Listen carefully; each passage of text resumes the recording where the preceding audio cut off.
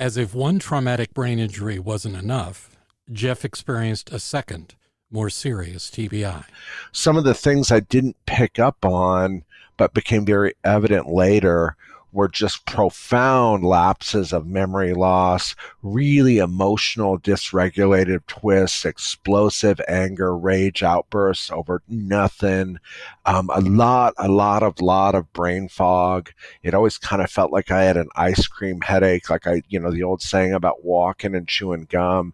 And I didn't know that there was a series of neuroinflammatory responses that were happening to me, particularly in the left parietal lobe, particularly in the PFC.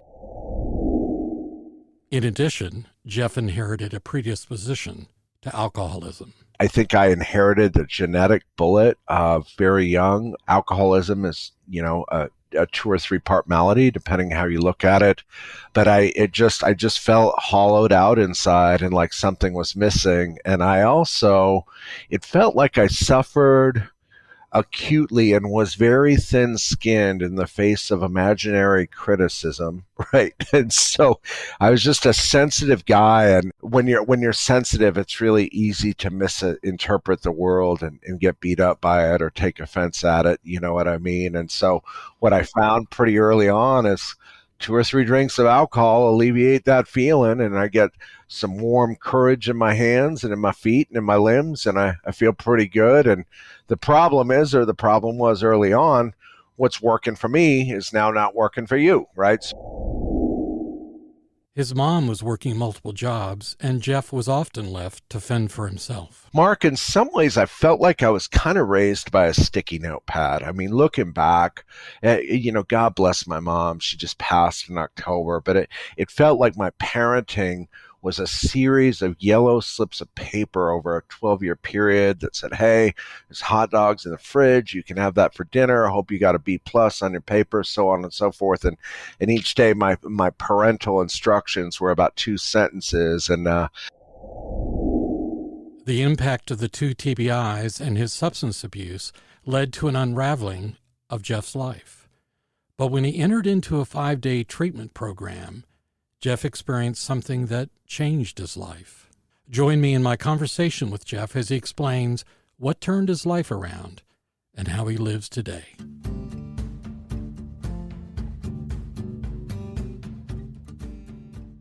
I'm your host, Mark Gould, and this is Remarkable, a podcast focused on people and stories worthy of your attention. And now, today's show.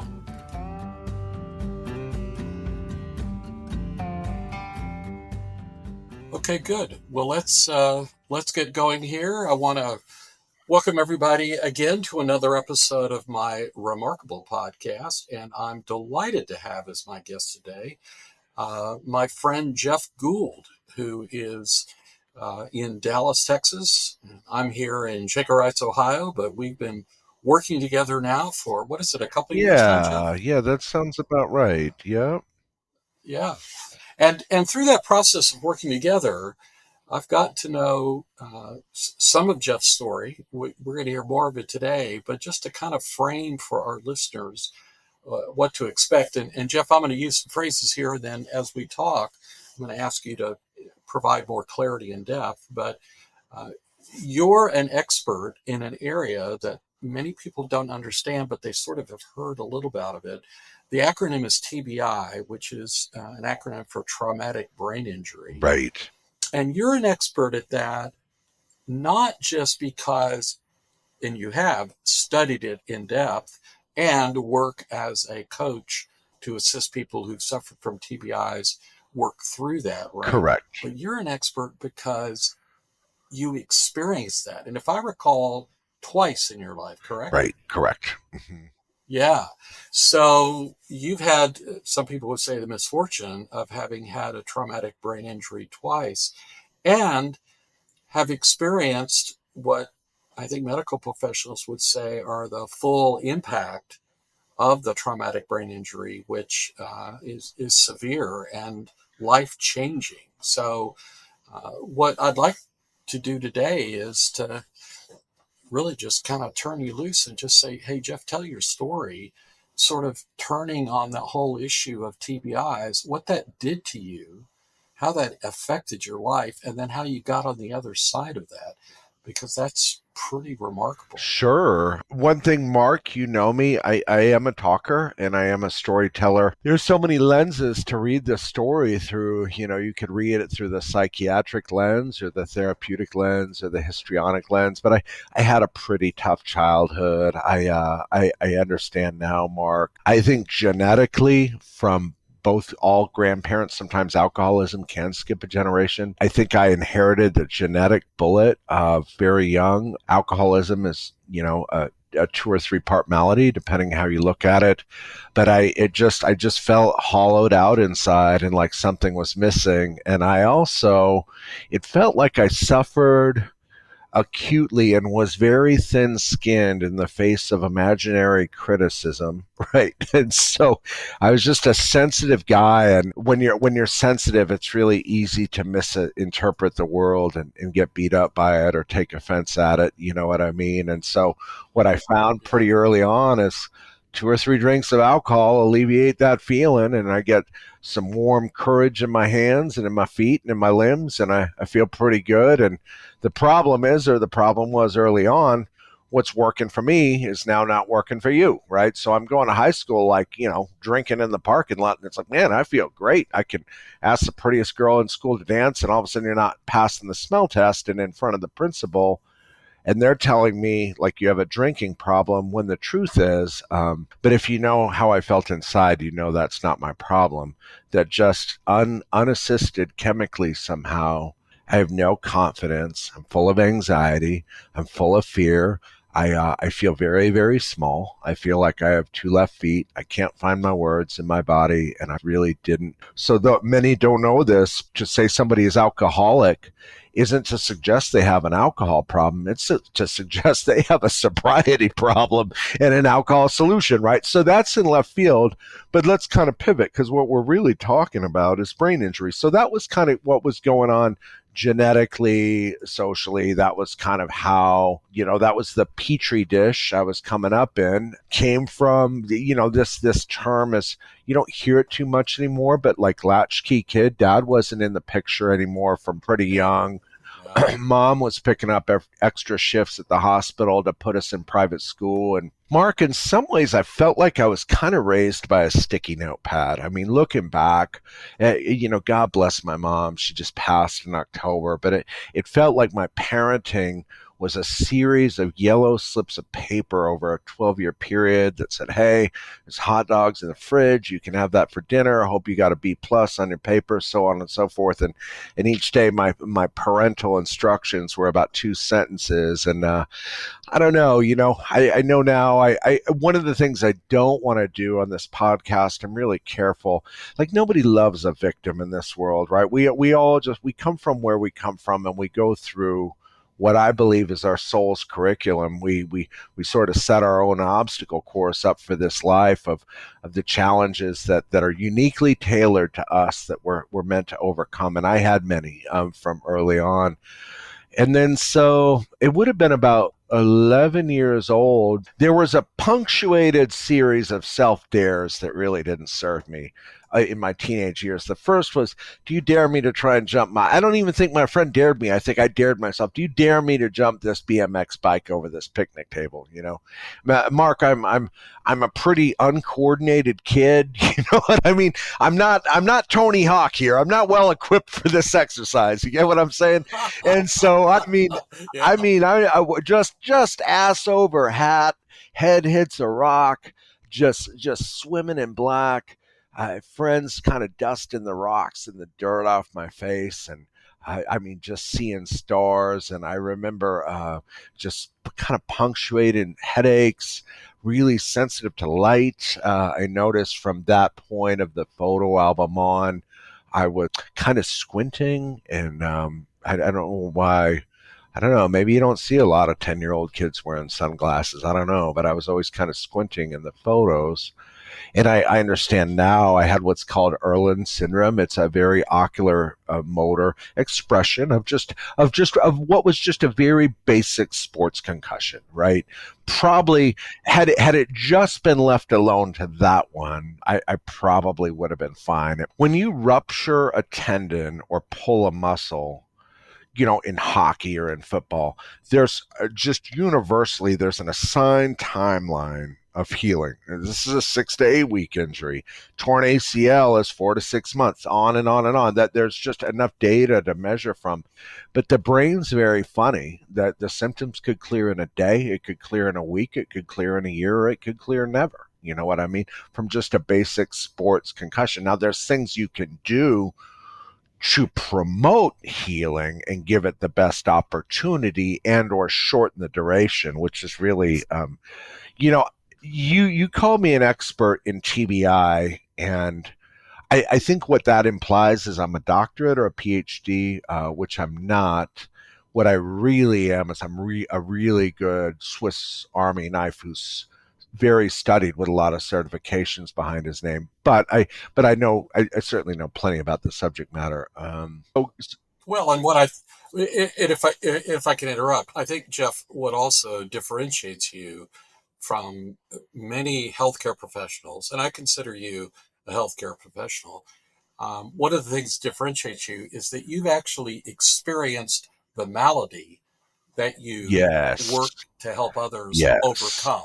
That's what's different. You speak from a space of personal experience as opposed to this sort of third party, well, I've studied this, I've read this, I've observed this. No, you have lived what happened. I mean, just as you shared with us in this first story of the skateboard, you're right, not a Tony Hawk. I get that, right. right? So, anyway, I just wanted to make that point because I think that's important, and I'll keep coming back to that. It's one of the things that I think makes you different and makes you highly skilled at what you do. But anyway, back to your story. So you're squinting, you know what that is, and you think now in retrospect you could have recovered from that, Right. as you call it, that basic sport concussion. Right. And sometimes these things they will. They'll just sort of work themselves out on their own. But it was a couple years later with the same friend. Actually, it was my childhood best friend. His name was Jeremy, who's these days he's a constitutional historian. But we were at his house. Now we recall this event kind of differently, to be fair. But one of the things neither of us can figure out is why were the doors off the hinges? Several doors in the house, they've been unscrewed from the framework and were just kind of leaning against the wall. To me, I would have just assumed they were painting, but he's talked to his mom since about it. Like, no, we didn't paint the house that year. Who knows, right? Anyway, a door was unhinged, and it was probably summertime, so we were inside getting out of the heat. I was laying on the ground, might have been reading a comic book, who knows? But somehow that door that was leaning against the wall tipped, right? I do know that. And he yelled for me to look out. And I mean, I know nobody can see my hand, but I was right in the arc of that fallen door. And right as I turned my head to the left to look up, like, what? The corner of that door clipped me in the jaw at a full swing. It was, it had built up all the momentum it's going to build. And again, just swimming in black, just pow, some of the, hard to say what I remember from that moment. I remember again swimming in black, and I was watching a red circle get bigger and bigger and bigger in front of me. And what I was watching was a sort of ever expanding pool of blood leaking out of my face onto what I believe what might have been a white carpet. The other thing I remember using my tongue to kind of check out the landscape, you know what I mean, of the topography, if you will. And all of a sudden, everything felt very, very different and out of place. Teeth were pointed the wrong way. It was like almost like a Christmas tree laying on its side. Everything was pointed in the wrong way. I felt about a half a lip rubbing against my chin, just sort of dangling down. And, it was immediate rush to the hospital, pick up some teeth, put them in a jar of salt water, some of the ones that came out, immediate orthodontic surgery. And so what happened back then very often happens today. There's a lot of different types of brain scans: MRI, fMRI, PET, QEG, SPECT, different things like that. And then of course your CT, which is just your basic brain scan. And a CT is really only looking for two things. It's looking for a blotch in the soft tissue. Have you had a stroke? Is your life, in risk of ending in the next 15 minutes because you've had a stroke? It's also looking for cracks in the dome. And I had neither of those things. And so again, medicine, in some ways, medicine is still really very primitive, but it certainly wasn't any better in 1983 or 84. So they actually told me, you don't have a concussion. Your skull isn't cracked and you haven't had a stroke. You don't have a concussion. As they're wiring my head shut and putting my gums back into place with a pair of pliers and sewing my lip back on. But like, thumbs up, clean bill of health, And what I remember is, it's hard to say what came first. It's hard to say what we can remember. But a really demonized and terrorized thought process. My head was full of violent thoughts. It was full of dark thoughts. It was full of ugly thoughts. At times, it felt like, and I remember telling people as a teenager, at times it felt like I was possessed by the devil, just being honest. It was very strange and hard to understand. Some of the things I didn't pick up on, but became very evident later, were just profound lapses of memory loss, really emotional, dysregulated twists, explosive anger, rage outbursts over nothing, a lot of brain fog. It always kind of felt like I had an ice cream headache, like the old saying about walking and chewing gum. And I didn't know that there was a series of neuroinflammatory responses that were happening to me, particularly in the left parietal lobe, particularly in the PFC.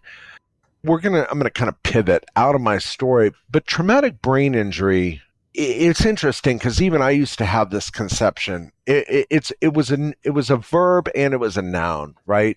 Like a verb being like, oh, he had a traumatic brain injury, like it was an event. You know what I mean? There was this event. It was called a TBI event. But then it was also kind of a noun as just like a condition. And I used to see that in treatment. He's a bit of an odd duck. He was a TBI.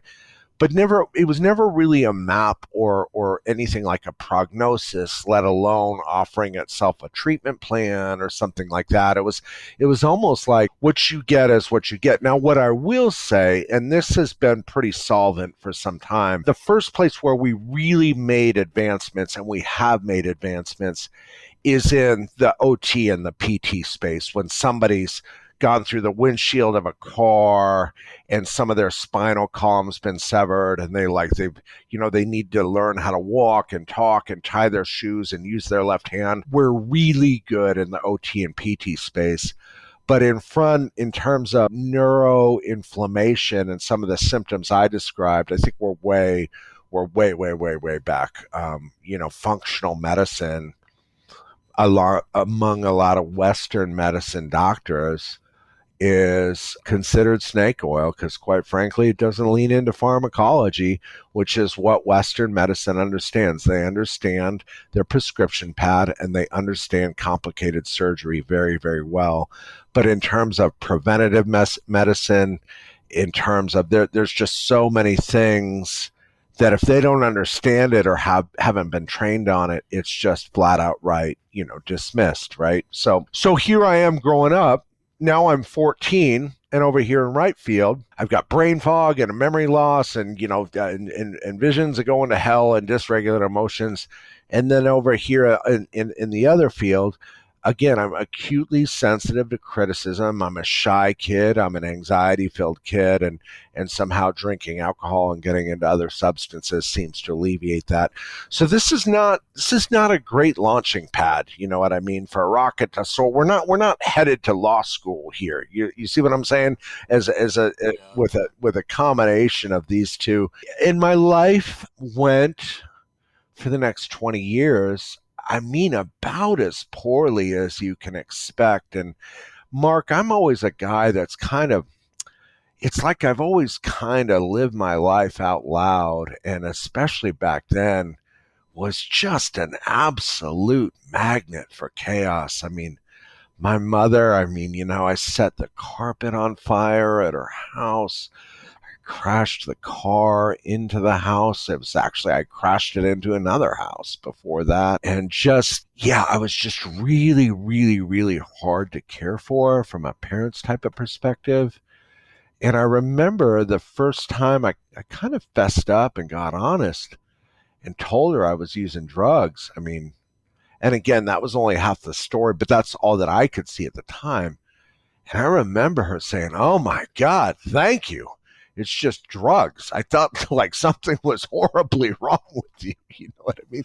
Like I've had this defective child, geez, So, and then later when she started finding syringes in the washing machine and stuff like that, it was like, oh shit, this is a problem. Right, this is a problem, and it was no longer kind of a fluky, lightweight subject matter in our house. But I mean, and so, like, what else along those lines? I was in a rollover car accident on Aviation Highway when I was 19 in Tucson. I had my right hand about 95% cut off in the accident, about 90, hanging on by a thread, man. But from a surgical point of view, all the tendons, top and bottom, were cut, all the arterioles and veins were cut. So it was really, really a mess. And I would end up PT. And the tough thing about that part of my life is as messed up as I was, the one thing I felt that was going good for me was I was a pretty good musician. I was a pretty good artist. I had taken to sculpting, I had taken to painting, I had taken to playing guitar, and was starting to really excel at all those three. And then a rollover car crash. And next thing you know, I have a bit of a withered kind of a claw hand for 3 years, and just really, really, really went into a dark space. Falling in love helped for a minute. I actually fell in love with a woman named Debbie who had a son, and I chased her from Arizona all the way up to Seattle in the year 1990, going into 91. So I'll be honest, it was a pretty cool time to turn 21 in Seattle, like right when Nirvana and Soundgarden and all that stuff, all that music broke out.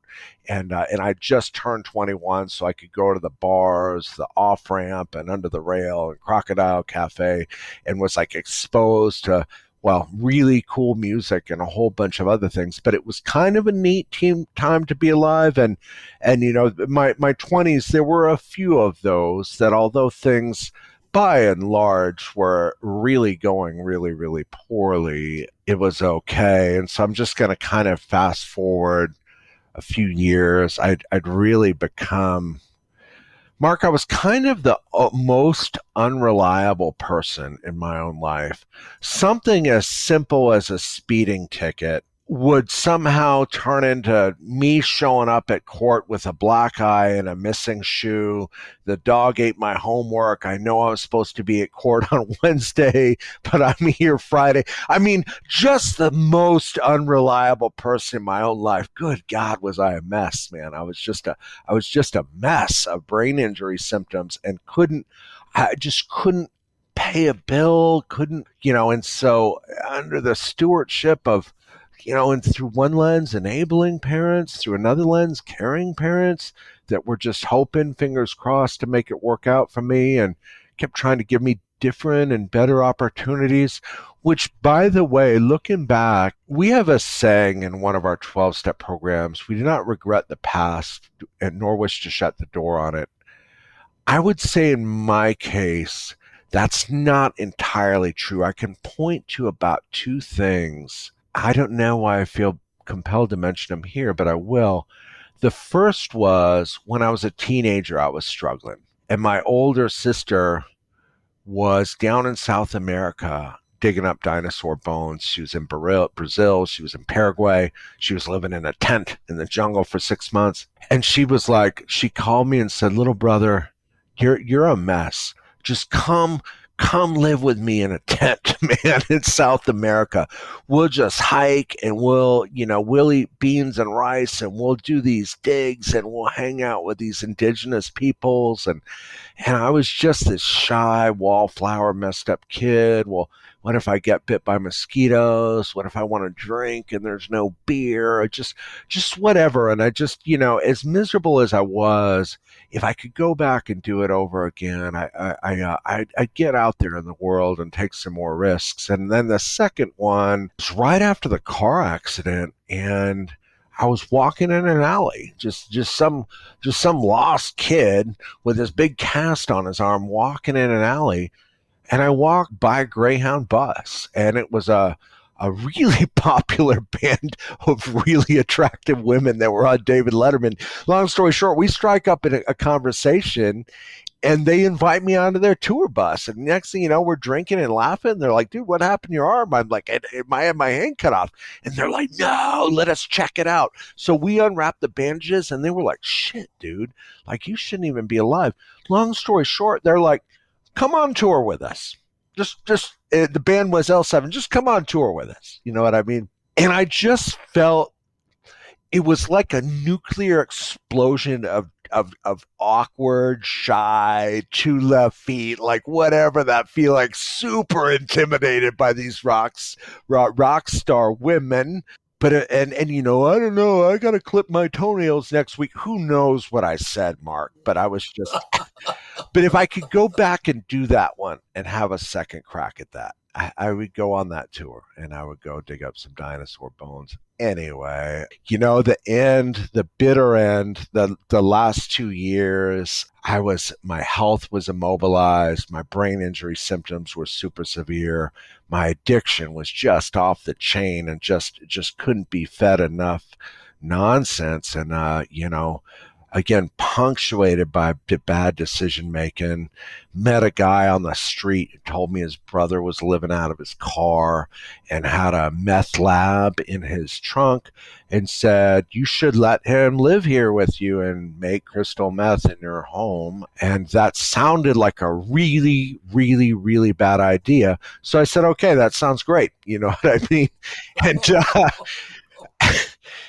and a year later, man, there was a sordid cast of characters, and I don't want to get too much into this. So I talk about it very little, but it was really it's a very, talk about just pure darkness. There were people coming in and out of my home who I became on a first name basis with. Not that I knew, but that he knew, and I didn't. Again, I'm just Mr. Messed Up Party Animal, just trying to create some more party, right? Like that's my thing. But Mark, there were guys coming over trying to sell military grade equipment out of their van. There were guys coming over. We'll just leave it at that. Plastic explosives, dynamite, things like silencers. And later, once all that had resolved itself, later, over the course of about a year, I would read the newspaper on the bus every day to work.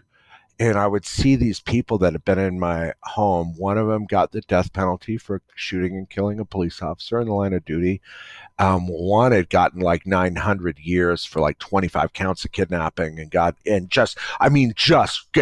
knows what, just really, really pathologically unhinged people out there cowboying it up, just super, just insanity. And so of everything I've been through, that's the one I really point to where I'm like, I'm lucky to have survived that. I'm lucky to have somehow stepped into that world and not stepped out of it without a life sentence or gotten wrapped up in God knows what. I mean, it was just, I remember at the time it felt, I don't know if I believe in air quotes over here, evil or not.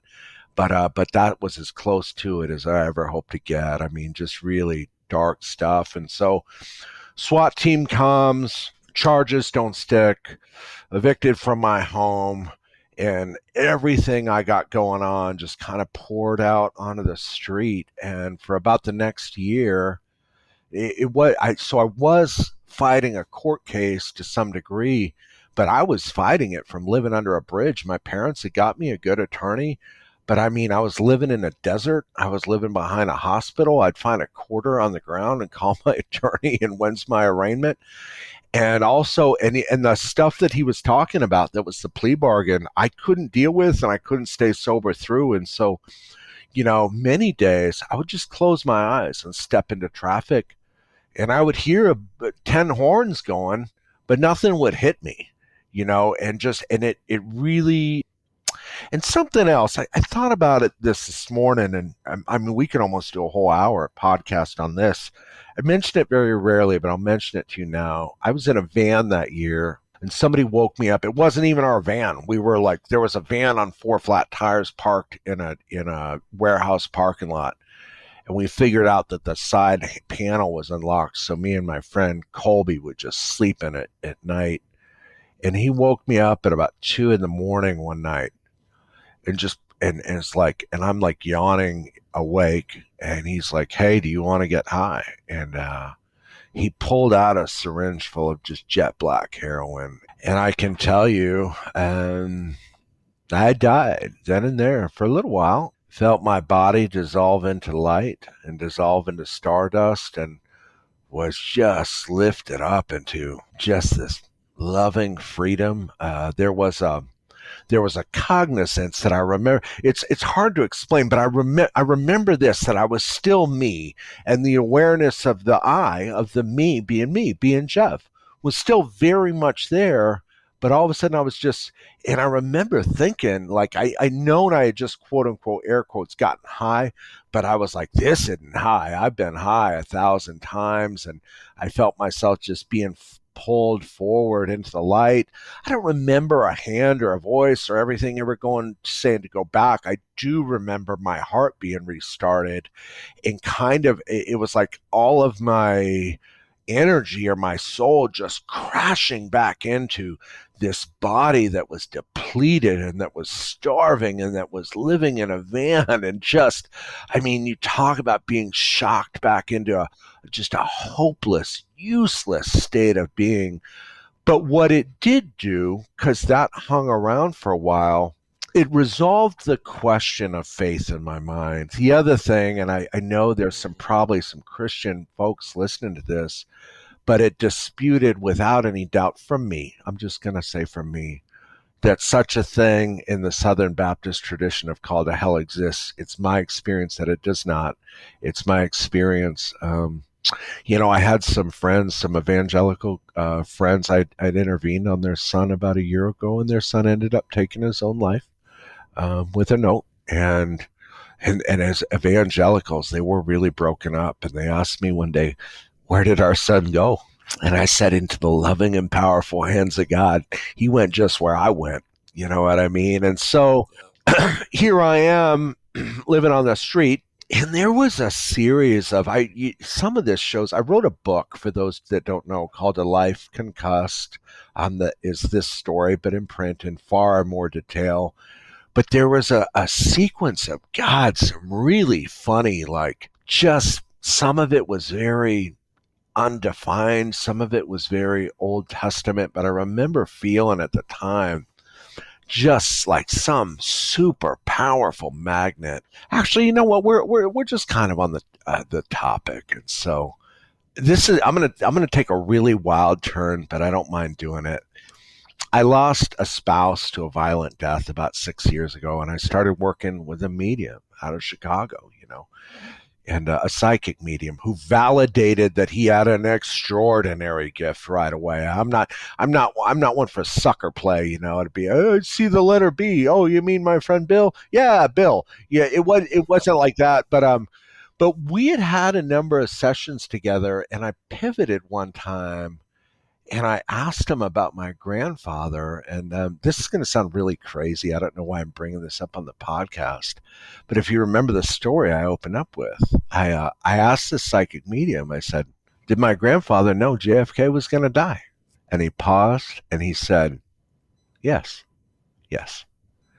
And and then and I was shocked and sad actually. But he said, "I want to tell you something else about your grandfather." And he knew it. He said, "Remember all those incidents that happened to you on the street? Bullets whizzing by, cars not hitting you?" he was like uh he was like, "That was your grandfather, dude. He was your sword and he was your shield, and he kept this spirit of death off you and away from you until you kind of reconciled and did what you needed to do for yourself." Like, really, really powerful, you know. And so, long story short, it would have been on November 21st of 2002. I entered into a 5-day hospital program, and I guess it would have been about day 4. Again, had the last at that time of a sequence of extraordinary. I had a dream that I was climbing a jungle gym, and I climbed all the way to the sun. And just it was just like this wind of just pure love and pure light blew through me, and I just woke up, and I'm snapping my fingers, and I was different. And something inside me told me, "You're different now, and the rest of your life is going to be spent helping people." And that was 21 years ago. And that's what I've done ever since. And so, a lot of my early work as a helper was studying spiritual stuff. And then I since went way over into right field. And then I got into addiction stuff. And then I went way over into the right studying functional medicine. And by functional medicine, it's like, how does we all live, our bodies are a periodic table of elements. We're mostly water, a little zinc, a little magnesium. That's the bedrock. On that, a panel of 50 hormones rests, same as a giraffe or a dolphin or an elephant. We have your progesterones and your testosterones and your estrogens, and those are the ink in the printer that keep replicating the same. We don't have the same. We renew our whole body every 10 years. We don't have the same bloodstream, the same skeleton, the same organs. Like what you see happen, just like you don't have the same hair you had when you were, a year ago. You don't have the same body that you had 10 years ago. And sometimes, even an injury is just replicated over and over. It's like a glitch in the blueprint. And so I really became interested in all the different mechanisms that I got a brain scan 5 years ago. No, not 6 years ago. It was a complimentary SPECT scan by a provider in the field. And they asked me, do you know your TBI? And I was like, I could have guessed it. And they're like, this isn't a guess. We have the chart right here. You can see, and they had printed out a 40-page report. And it's really wild, Mark. I've had the same thing with a neurooptometrist. It's really wild because keep in mind, I went through my whole life undiagnosed post-concussion syndrome, my entire life. You know what I mean? Or and by that you could also say misdiagnosed, because it's not that I wasn't treated or didn't end up before clinical people. And so nobody had ever opened that box of questions. Hey brother, have you ever fallen off a ladder? You seem like a bit of an odd duck. Have you ever had a skateboarding accident or had your head hit the windshield of a car? Nobody had ever asked me those questions, and then asked follow-up questions. Well, what happened to you afterwards? So I was actually the one that assembled my own data and learned how to read a blood panel to some degree, a QEG scan, a SPECT scan, but got trained a little bit in ocular motor PT, got trained a little less in CCRV, which is the vestibular system. Took a health coaching course and a brain health coaching course, and learned all about nutraceuticals like sulforaphane and superfoods and how they promote anti-inflammatory responses in brain tissue. And most really what I am, if I were to say I had a level of expertise in something, So an earache, arthritis, a bad prostate, an ulcer, and a rolled ankle all have something in common. I'll let you see if you can guess what that is. Man, I thought you were giving me a litany of things that you had struggled with. No, no, no, no. So inflammation is at the core of all human and metabolic illness. It's all Oh, based interesting. around inflammation when oxidized free radicals with a set of instructions to start disintegrating cellular material and ripping the electrons back out, they over respond to all the soft tissue in the general area. It creates swelling, and then the swelling slams all the capillaries shut, so oxygen, nutrient rich blood flow. And so it's trying to solve the problem and it's creating a new problem. And your body has a lot of functions that operate in the same way. And then what happens is it just sort of hardens up like that and turns into a new problem. That's what all those things sort of have in common, is they're all rooted in inflammation. So if I were to kind of capture my expertise, I would call myself kind of a neuroinflammation expert in every expression and how many different methodologies kind of fight that, you know. And so I had been an interventionist, much like you see on the television show A&E, for a number of years. I had worked in addiction treatment for almost 20 years.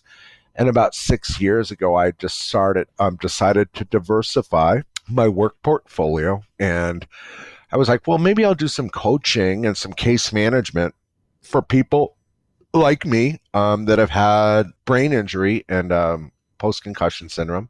And one of the things I've found about the helpers of the world, people either tend to be drawn towards the help they got or they're drawn towards the type of help they didn't get. You know what I mean? And I would say I'm more the latter. And the help they need. Right. Yeah, exactly. And so what I really became, and it's evolved a lot since then, when I first started out coaching, I was thinking more along the lines of like, let's get you on a weekly schedule. Let's help you sort your groceries, your checkbook, you know, basic addendum skills for living your life with brain injury and addiction. But what it really turned into and evolved with enough research was, okay, forget about having to manage it. How do we treat it at its core? And a lot of the things about functional medicine, because insurance doesn't even recognize it as a thing, half of the stuff I can do unlicensed. You don't have to get licensed to tell somebody to drink enough water. You don't have to be licensed to tell somebody, here's what happens when you take all the carbs out of your diet. The sugar no longer floods into your cells, causing triglycerides, causing them to expand. When you take that out, the cells shrink, the inflammation shrinks. You don't need a license. I mean, some people, nutritionists, whatever. And then I learned about hyperbaric oxygen, about neurofeedback, about biofeedback, about PEMF, about, C-ROD, about lots and lots of stuff about how memory works. We just did that on our podcast the other day.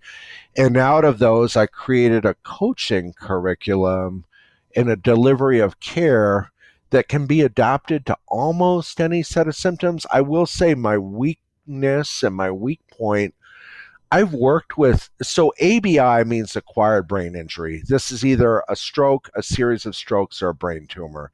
That means TBI means trauma, like car windshield fell off a bicycle. ABI means it just happened internally. Nothing necessarily caused it. It's just kind of how it turned out. Some of the ABI stuff is a little bit, if not a lot bit, trickier to treat, but I've learned a lot about some ABI stuff. I've learned a lot about Alzheimer's and dementia. I've learned enough about the CTE, the football player, the NFL guys and some of the NHL guys, and now we're starting to see a rise and uptick on that in domestic violence. And I would say I've become at least highly competent in building structured treatment plans and organizing a level of care in each of those buckets that seems to promote really good results. So, Jeff, let me go back. I want to capture a couple of moments in your life. You had two traumatic brain injuries when you were young. One is the skateboard. The second is the door falling on right. you and Right. breaking your jaw and so forth. Okay, so you had two of those, and those remained undiagnosed. So you had two of those. Now add to the mix, and you did a great job, I think, of setting it up. Those feelings that you had. I don't know whether it started when you were preteen, but certainly as a teen, of inadequacy and so forth. And you said you discovered, I guess, that alcohol would attenuate, diminish Right. those feelings that you had, right? Okay. So now you've got two undiagnosed brain injuries. You're drinking alcohol as a way of medicating those feelings, those bad feelings that you Right. had, right? And Hmm. and I can relate to the bad feeling piece 100% in my own life. So I get that, right? So you had those two things. Then the third thing that was a factor in your life, which you go over, and I think honestly, and this is props to you because you said this early in the show. You said, nobody likes a victim. It sounds like you made some poor decisions along the way, right, through your teenage years, early adult years. You Sure. talked about that, right? And there are some people that would listen to your story, two undiagnosed brain injuries and addiction, and go, cut the guy a break. Who could be expected to make good choices? But in your telling of your story, you kind of hold yourself accountable and go, no, that was on me, right? I made those bad choices. Did I hear that right? Right. Yeah, and it's a really good point. I mean, I think if there's one thing, I'm going to talk about 12 step for a second Sure. through this lens. The thing I love about 12 step is it marries it's the best example of marrying what I feel are leftist ideals and values and rightist ideals and values. If you join a fellowship program, you could be black, white, gay, straight, have pink hair, have green hair, have no hair. You could be Jewish. You could be Muslim. You could be anything. You are always welcome. The collective is here for you. You could drink 10 more times. You could drink 1,000 more times. You are always welcome. Welcome, welcome, welcome, welcome back. It's a very leftist principle. It's very gentle. It's very loving. It's very accommodating. There's almost nothing you can do to be kicked out of the club. It's very unifying. Now, on the step part, that's the fellowship, but on the step part, in order for you to be successful with the program we're working, you absolutely, I'm really soft boiling this, but this is the truth. You absolutely have to learn to be accountable for your thoughts, behaviors, feelings, and actions. Nobody can do it for you. Yes. You Yes. know what I mean? Which is a Yes. very conservative, very right wing sort of idea. And so it marries those ideas perfectly that you're always welcome. Come back as many times as you need, take as much or as little as you like, and all we'll do is give everything we ever have to you. But if you want what we got, which is a rock solid life, that's going to You got to make require, it work. yeah, that's going to require some actions, which is going back and sort of filtering through. We all have the story we live by of bad, well, I do, of bad breaks and unfortunate circumstances. And you peel back a few layers of skin there, and some of what I thought was bad breaks or unfortunate circumstances, you can only have so many bad breaks. And I got fired from a job and fired from a job and fired from a job and fired from a job before you finally like, okay, what's up with you when you're on the job? You know what I mean? You see what I'm saying? Like there's something going on here. Exactly. Sure. Sure. Sure. Sure. My friend Charlie, I love this. My friend Charlie, he passed this year, but he was a really good teacher. He said he was driving with this guy, right? This guy's like, finger around the my ex-wife, cuckoo, crazy making, blah blah blah blah blah. Right. And Charlie goes, uh-huh. And he says, tell me about the girl before her, the last long-term girlfriend. Cuckoo, crazy, finger around the head, baddie, out of line. And he said, what was she like when you first met her? Oh man, she was super sweet, very kind, very loving, adorable. And he was like, I wonder if it was you that made him that way. I'm just saying, I'm just going to go ahead and drop the bomb, right? And so, right, like it's that kind of that level of like gut level That's too honesty. funny. Yeah, yeah, yeah. So there was some of that. Well, there was a lot of that. Long before I got any help with the brain injury. Yeah, and this is kind of my approach with some of the cases. We just got to get you sober. You know what I mean? Nothing's going to happen without some foundation of being like solid in that area of your life. I mean, a brain injury ain't going to heal pouring alcohol on it anyway, and you're not going to show up for your appointments if you're a drunk or a drug addict. You know what I mean? And so foundationally, I needed that to happen first before any of the. But there's a saying, it's a Chinese proverb: when the student is ready, the teacher appears. And it's been my experience that the world is very loving and healing and kind. And when I'm ready to be supported with certain types of help, it almost without any thought or effort on my part, I'm going through some of this right now where, lo and behold, a neuropsychiatrist chiropractor, came into our lives. And just as a complimentary, just as a gift, he'd said, I'd like to run about 10 tests on you. And in 4 of the categories, he was looking, he's like, these are some of the highest scores I've ever seen. One example, the one I really remember, he did my resting blood pressure on the right side of my body and the left side. My blood pressure on the right side of my body is like 220 over 180. And on my left side, it was like 165 over 120. And he was like, that's due to damaged vagal nerves sending bad signals due to bad spinal alignments. That's all systemic of old concussions. Like he basically is saying that your column of health, which is your spine, is badly, badly, badly out of alignment, and you've learned to live with it. And he's like, I'll set you up with like 3 months of help for free.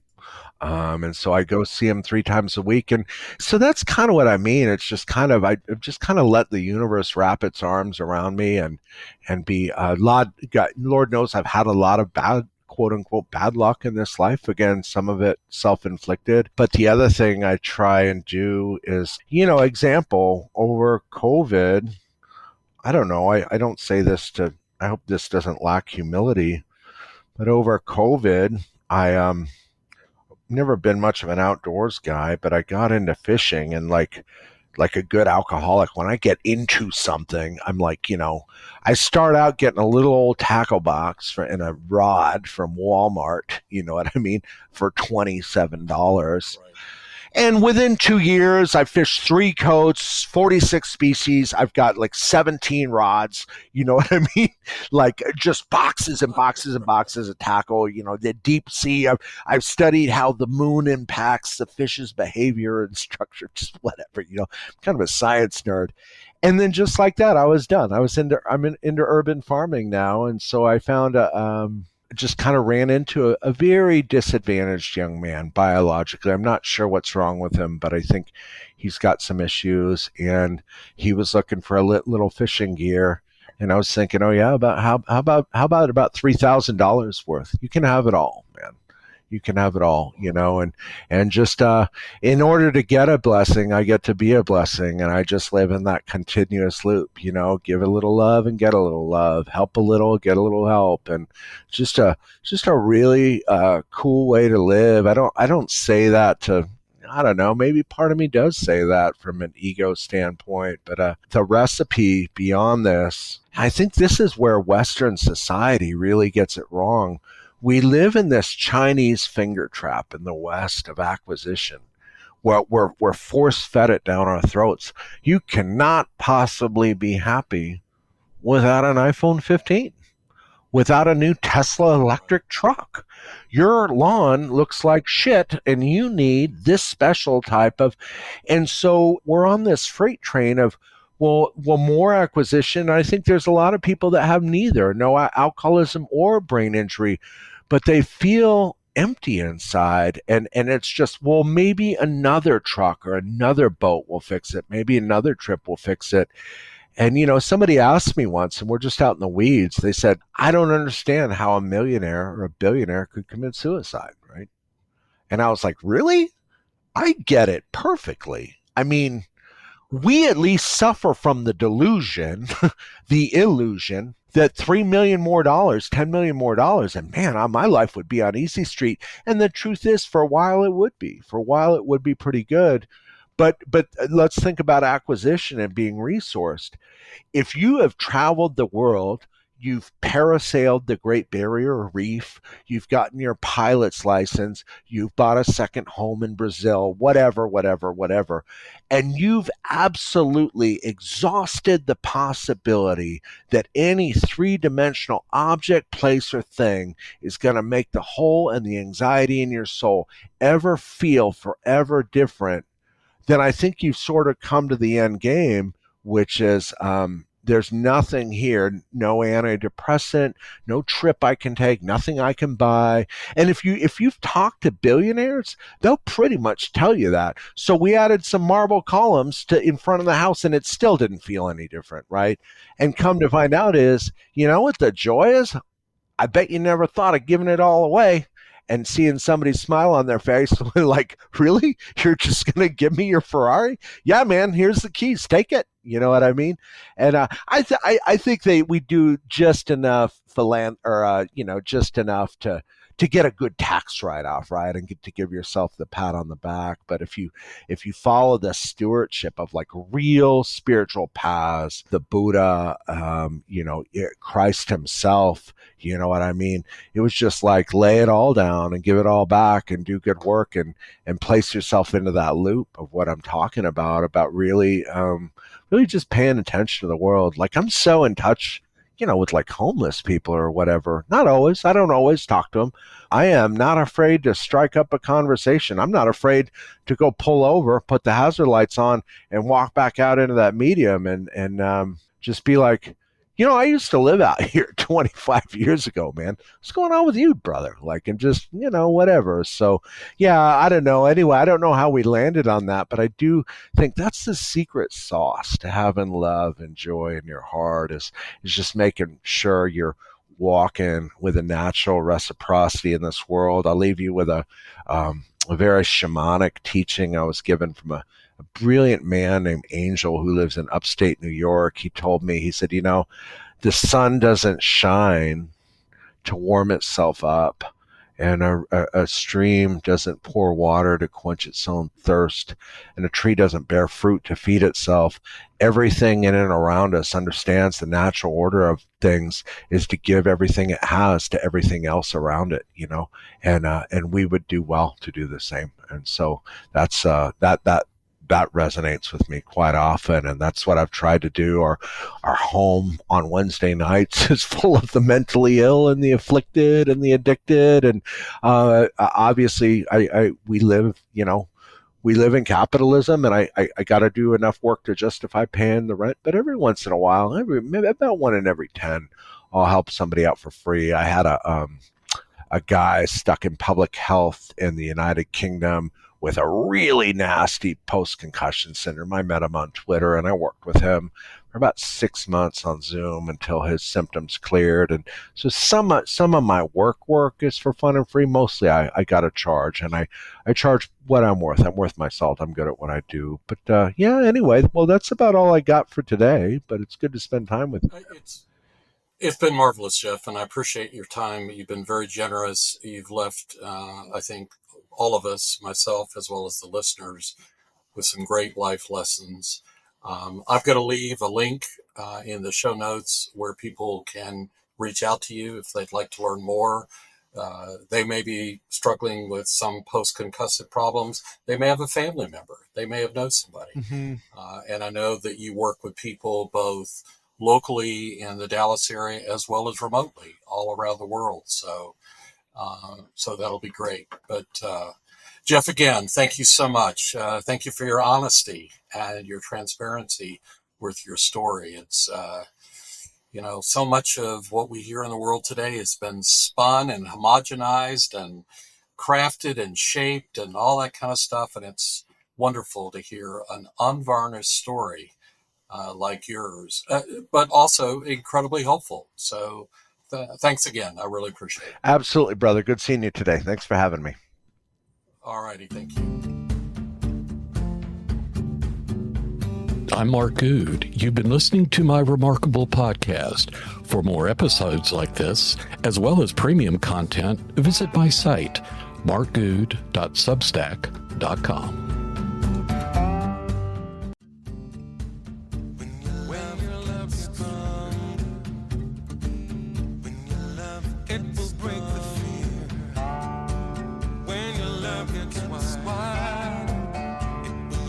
It will bring you